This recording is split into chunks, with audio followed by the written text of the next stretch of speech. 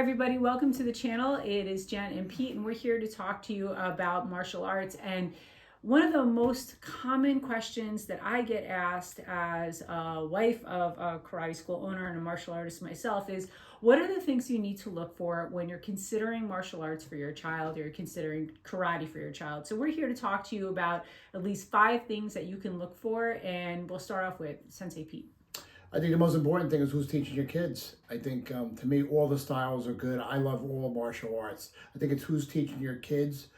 Are they qualified? Are they teaching the kids, or are they actually just watching over? That's a really good point, because sometimes you might go to check out a school, and please, if you're considering martial arts, check out a number of schools. Don't just go to one because it's convenient, because it's really important that you find a quality school. One of the things that you'll see when you walk into a quality school is adult instructors, and you're hoping that the adult instructors are, I would say, in most arts, purple, brown, and black belt, meaning that they're higher level, that are helping to teach, but you want the main instructor to be leading classes also.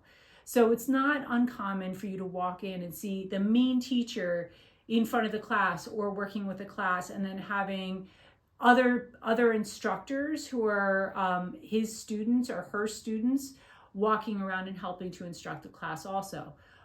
You might be a little cautious if you were to walk into a school and see a bunch of kids teaching class. Yes. Not that that's a bad thing. Sometimes it's actually a good thing. You want kids to take initiative to teach, to help teach them how to teach the students, but you also want to make sure you're there and you're also teaching part of the class. I think also what a big part is when you meet the instructor, what does he look like, right? Is he dressed? Is his gi clean? Does he smell? Is his hair a mess?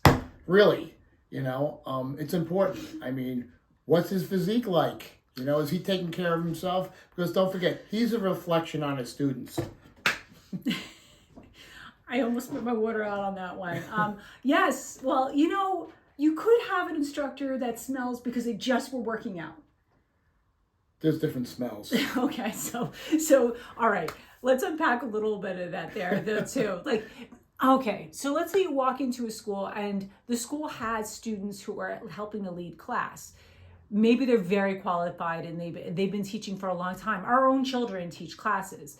So the thing to look about in the actual class itself, is the class organized? Are the students all taking direction? Are they all occupied doing something? Are they treating each other and the instructors with respect? That's all a hallmark of a healthy school. So you want to think about that when you walk in. Who's teaching your kids or the kids that are there? And then how is that class being conducted? And then, does the instructor smell? That's very important.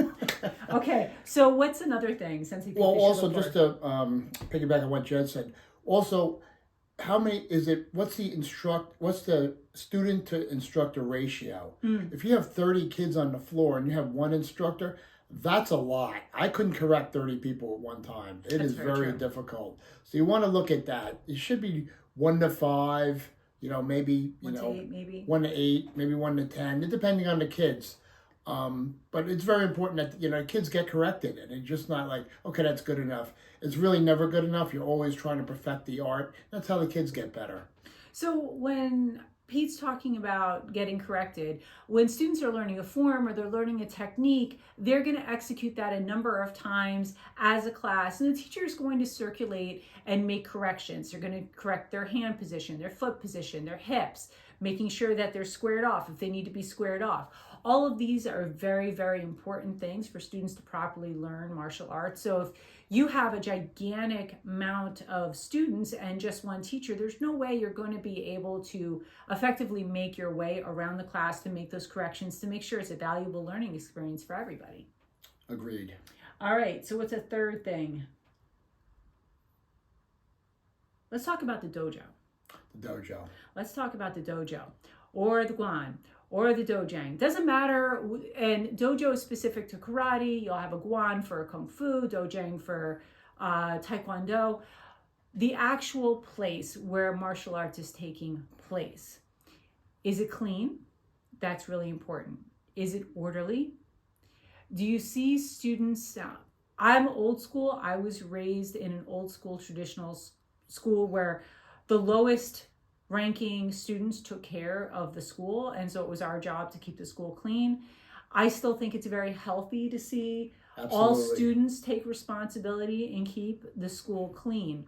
So if you see students treating the school or objects in the school with little or no respect, that's a sign that you need to pay attention. And something that doesn't actually have to do with the physical space of the school, but something that I think that's really important are the non-physical things or the non-physical signs of respect. So for example, when students come into our school and when they leave our school and they come into our school, they always bow before they enter the training space because that's to honor the training space. When they leave, they bow, but they also, when they leave, they shake your hand. Why do They they do shake my that? hand and look in my eyes because I think it's very important. When they first walk in the door and they see me, they come up and shake my hand and look in my eyes. And when they leave, I always talk to the kids about first impressions. You know, you can't make a first impression twice.